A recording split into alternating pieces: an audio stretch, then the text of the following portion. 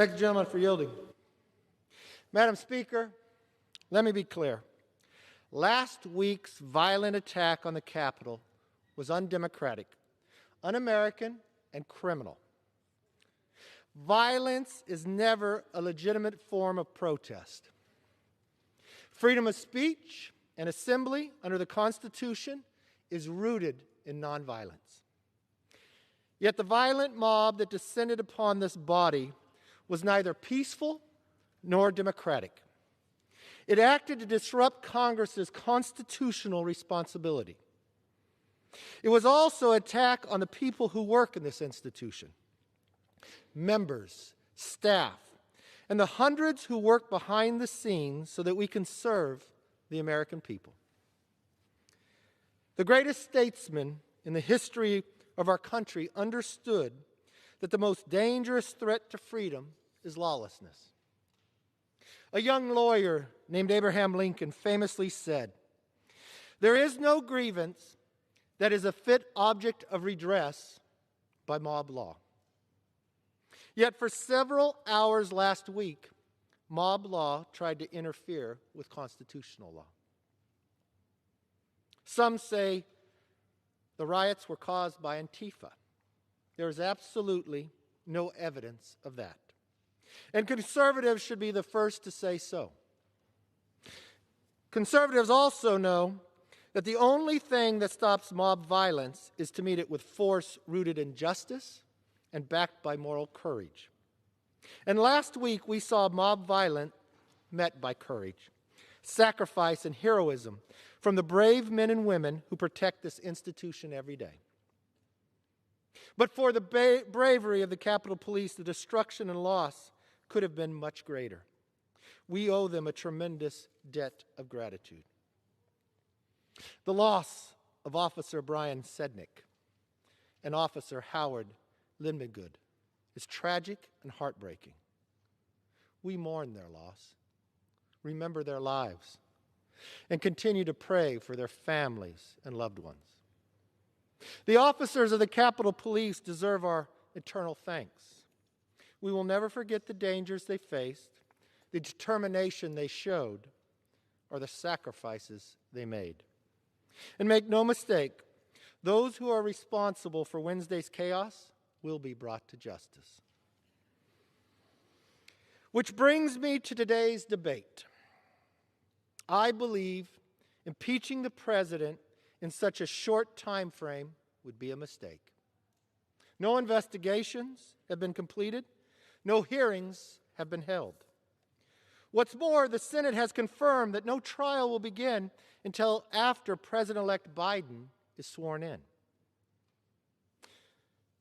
But here is what a vote to impeach would do. A vote to impeach would further divide this nation. A vote to impeach will further fan the flames of partisan division.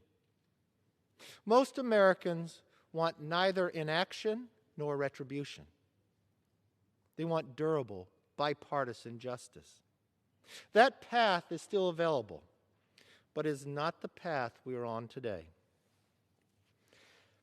That doesn't mean the president is free from fault. The president bears responsibility for Wednesday's attack on Congress by mob rioters. He should have immediately denounced the mob when he saw what was unfolding. These facts require immediate action by President Trump. Accept his share of responsibility, quell the brewing unrest, and ensure President-elect Biden is able to successfully begin his term. And the president's immediate action also deserves congressional action, which is why I think a fact-finding commission and a censure resolution would be prudent. Unfortunately, that is not where we are today. Truly, this past week was one of the most difficult for Congress and our nation. Of all the days here, last Wednesday was the worst day I've ever seen in Congress. Our country is deeply hurt. So where do we go from here? After all the violence and chaos of the last week, is it important to remember that we're still here to deliver a better future for all Americans. It does not matter if you are liberal, moderate, or conservative. All of us must resist the temptation of further polarization. Instead, we must unite once again as Americans. I understand for some, this call for unity may ring hollow. But times like these are when we must remember who we are as Americans and what we as a nation stand for. And as history shows, unity is not an option, it's a necessity.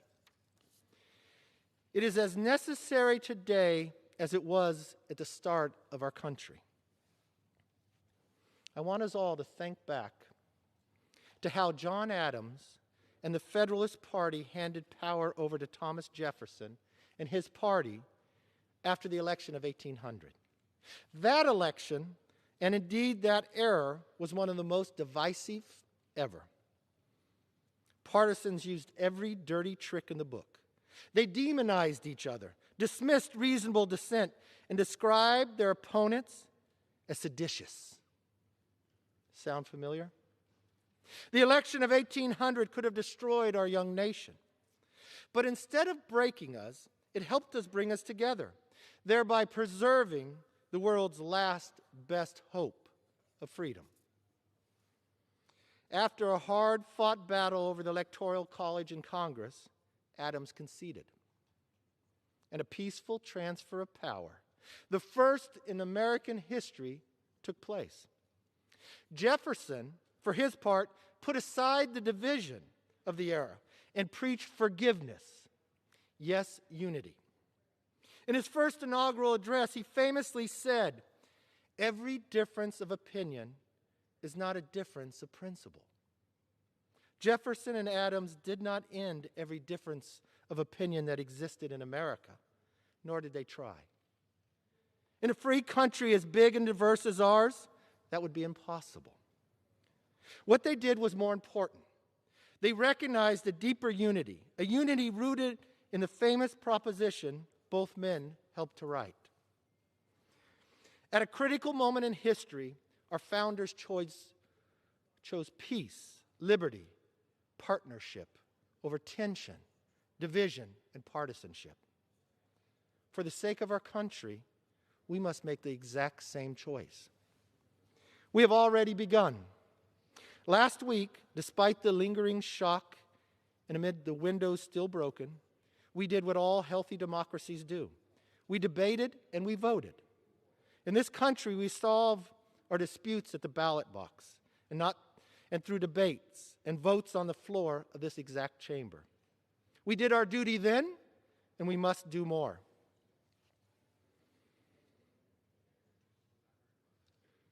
The eyes of the nation and the world are upon us.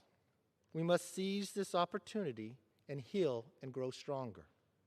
As leaders, our place in history depends on whether we call on our better angels and refocus our efforts to work directly for the American people.